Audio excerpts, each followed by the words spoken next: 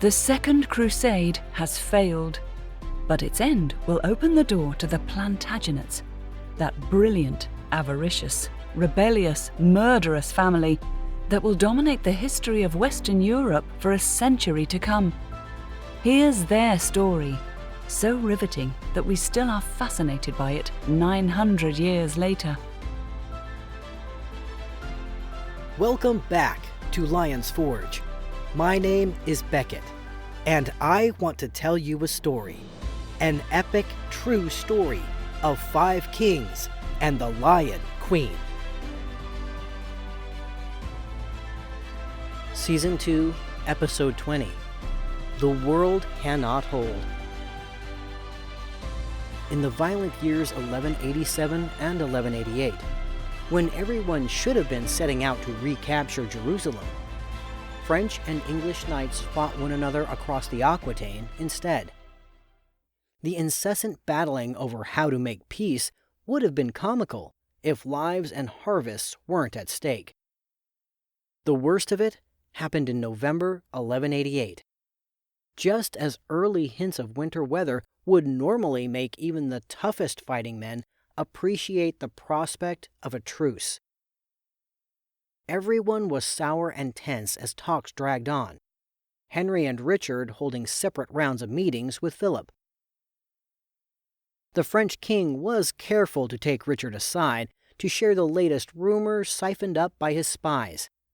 That brother John, who had not signed on to the new crusade, was being kept back by Henry, so that Henry could name John his heir as soon as Richard left for Syria. When the two sides next met, Philip again beat away on the drum of Richard's inheritance, publicly this time, announcing that he would return every square foot of Plantagenet land he had won, if Henry would publicly acknowledge Richard's demands, recognition of Richard as Henry's heir, and a speedy wedding to the long-neglected Elise. Henry refused. According to the chronicles, Philip asked again, just to be sure everyone was clear. Henry refused again. At this point, Richard said, with what mix of anger and frustration we can only guess, "I believe now what I couldn't believe before," unstrapped his sword, handed it to Philip, and knelt, offering the King of France his personal fealty. The two mounted their great war horses and rode off together, leaving Henry standing alone, an old man stubbornly presiding over the wreckage of an empire he had spent a lifetime building. So things remained, festering, through the winter and into the lengthening days of the following spring. Messages were sent to Richard to meet with his father. Richard, as stubborn as Henry, as stubborn as Thomas Becket, sent the messengers back. Henry was confronted with news that Aquitanian nobles were traveling to kneel at Richard's feet. The Bretons rebelled. At last, the Pope intervened, incensed that this quarrel was interfering with what should have been active plans to organize a new crusade. In June 1189, a strong-minded papal legate named John arrived from Rome and excommunicated virtually everyone in Europe who was causing trouble, sparing Richard, Philip, and Henry. He may have held off on consigning them to damnation, but the papal pressure was weighty, and the two kings were forced to agree to arbitration. Everyone duly, if sullenly, set off in late May for the little town of La Forêt-Bernard, far to the southwest of Paris. It was a destination which perhaps made at least a few attendees cross themselves as they approached. The bordering river, the Huisne, was known to be the home of an alarmingly large and hairy dragon, with a bad temper and an unnerving habit of breathing clouds of fire. The conclave was well attended, what with two kings, Prince Richard, the papal legate, 2 French and 2 English archbishops, quite an assortment of lesser bishops, noblemen attending their liege lords, and the usual crowds of advisors, government officials, clerks, priests, messengers, and servants. Philip started off with his demands, which would have been recognizable back in his father's day, that Richard and Elise should be married immediately, and that Henry must formally recognize Richard as his heir. Philip sat down. Richard stood up. He repeated the same list, adding that he wanted a promise that if he were to subject himself to the very real risks of a crusade, his little brother John would go along, rather than be left behind, free to cause mischief at home. Richard sat down. Henry stood up. Being Henry, he basically said no to everything, but offered one of his typically undesirable alternatives, which was that poor Elise marry John. The papal legate, who had traveled from Rome to make everyone behave, no doubt watched the exchange with disbelief. Here was a conciliation conference that was rapidly going far, far off course.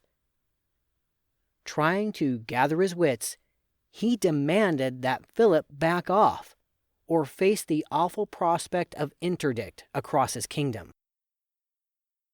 According to one report, Philip coolly answered that the only way this threat could have been even voiced was if a premeditated bribe had made its way in English silver from Henry to Legate John's hand. Needless to say, that was the end of this particular get-together, which probably degenerated into general name-calling and fistfights before everyone furiously rode off to go back to war. Henry Plantagenet was now 56 years old. We don't consider that a particularly great age, but we haven't been living and fighting in the saddle since we were 14. The chronicler William of Newburgh described him as sick to death of war. He was tired, physically and mentally. One of his biographers thinks he was in pain for years after a horse kicked him back in 1174 and broke his leg, an injury that healed badly and meant a hard life for someone often on horseback. His family was racked by death and anger. Half of his children, 3 of his 5 sons and his eldest daughter Matilda, were dead. His famous wife was nothing to him but a captive, his beloved Rosamund long gone. Richard hated him, and John was spoiled, nearly worthless. Richard and Philip set out together to besiege Henry's territory of Maine, tucked between Normandy and Anjou, peeling off its eastern castles. Nobles who owed fealty to Henry began to get nervous, thinking they might be better served kneeling at the younger men's feet. The king and a few loyalists, including his bastard son Geoffrey and the great William Marshal, headed to Le Mans, Maine's capital. Once, 1,000 years before, Le Mans had been the haunt of barbarians pushed aside by the Romans. Henry's ambitious, busy, unhappy parents had been married there, and he had been born in its businesslike stone palace. In the years since his mother and then Rosamund had died, Henry had spent more time in the walled city of his birth than he did in any other. One wonders if its streets, murmuring of 1,000 years of human striving, soothed him a bit as he faced his endless battles. Well, this fight would be the last. Men later telling each other that everything that happened to the old king came by way of his murder of Thomas Becket and his lifelong manipulation of his sons. Barely a week after the failed conference at La Ferté-Bernard, Philip and Richard reached Le Mans. Henry had the bridges over the Huisne burned, but Richard rode his war horse into the water with some of his knights, everyone sounding the river with their lances until they found a ford. A defensive fire, set outside the wooden walls by Henry's men in an effort to drive his son's army off, doubled back on the city. Henry escaped, accompanied by several hundred of his knights, by his bastard son Geoffrey, and a few barons. It's said that he paused on a hilltop a few miles from his birthplace and watched it burn, cursing God for taking the city I loved best in all the world, swearing he'd find a way to keep his immortal soul out of the hands of his uncaring creator. William Marshal covered his king's retreat, chancing upon an unarmed Richard in an overeager pursuit. The story is that Marshal, the greatest of all knights, killed Richard's horse while letting the prince live, legendarily becoming the only man ever to unhorse Lionheart. It's been believed down the centuries that he screamed at Richard, "Let the devil kill you, for I will not," as he rode back to join his king. Henry wandered as if in a daze, first riding north toward Normandy in England, respite, help, safety. Then suddenly, he turned south, making for his ancestral lands in Anjou. As he rode on and on, city after city fell to the combined forces of Richard and Philip. They took Le Mans. They took Tours. When Henry finally met with the exuberant young French king at a small hunting lodge owned by the Knights Templar in the little town of Ballon, the old man was obviously exhausted and in pain. Even Philip was moved to offer Henry a seat on his cloak, which Henry waved off. Instead, he stayed stubbornly in the saddle, supported by his knights, as Philip laid out terms. He wanted nothing less than Henry's abject admission of defeat, followed by his sworn homage, before Philip would even begin to discuss an end to the destruction. The chronicler Roger of Hoveden wrote, in one of those wonderful old stories that probably isn't true, that the Ballon negotiation took place on a clear July day under blue skies. As the kings faced each other, thunder rumbled across the sky, and a spear of summer lightning slammed into the ground between their horses. Frightened, the animals reared back. The riders spurred them forward. Thunder again burst from a perfectly cloudless summer sky. Then, what happened in the next hours is thought to be true.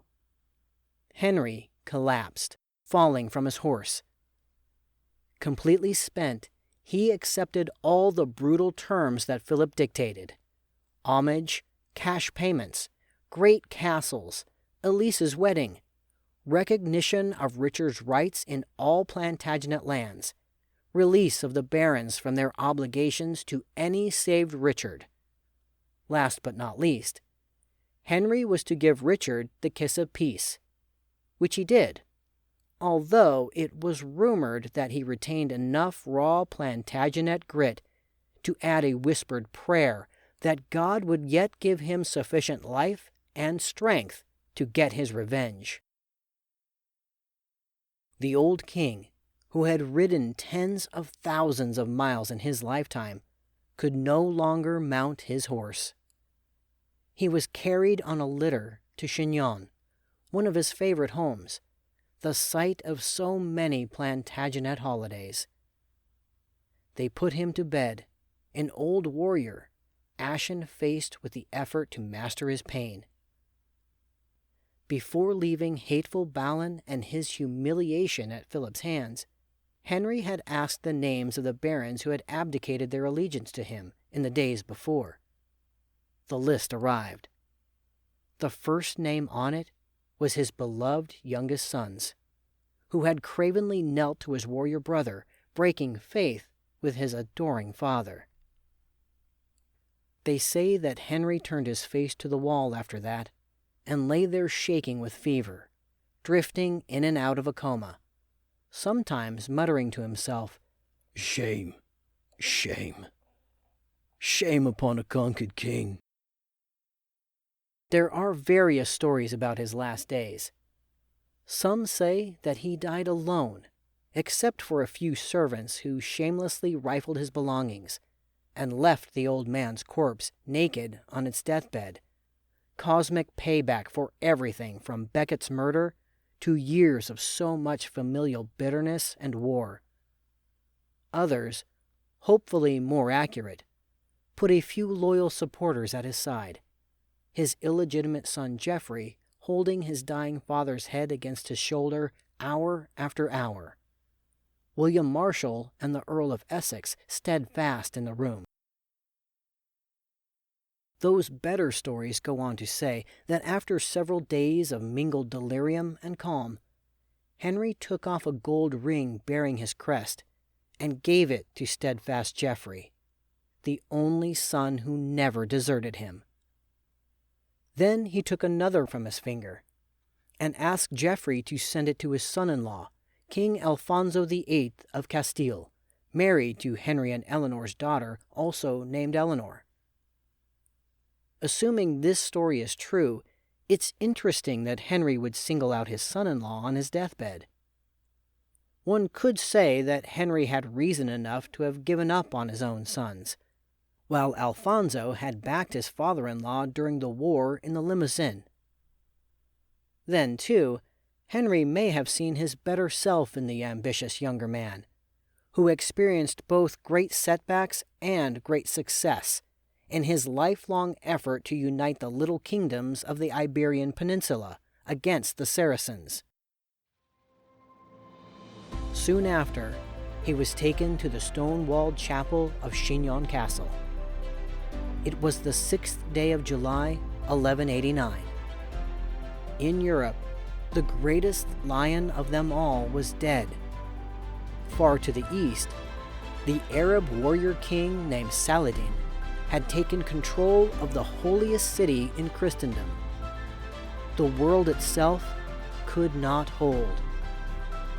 As Ecclesiastes wrote of human life, "Then I considered all that my hands had done, and the toil I had spent in doing it. And behold, all was vanity, and a striving after the wind." So we end Season 2 of Lion's Forge. When we meet again, it will be to watch Richard Lionheart play his role as King of England and hero of the Third Crusade. We've come to the end of our story for the time being. I am Beckett Arnold, narrating from the book Lion's Forge, adapted for us by the author Karen Markle-Nabb. Thank you to Francis Butt for voicing our introduction and so much more. If you like what you hear, please give us a rating, follow our channel, and share us with your friends. Most importantly, please join us again September 2nd for the start of the next chapter of Lion's Forge. Available everywhere you get your favorite podcasts, including on YouTube with video episode trailers. Visit us on Facebook, where you can ask questions, leave reviews, and interact with me. Until next time, thank you for listening.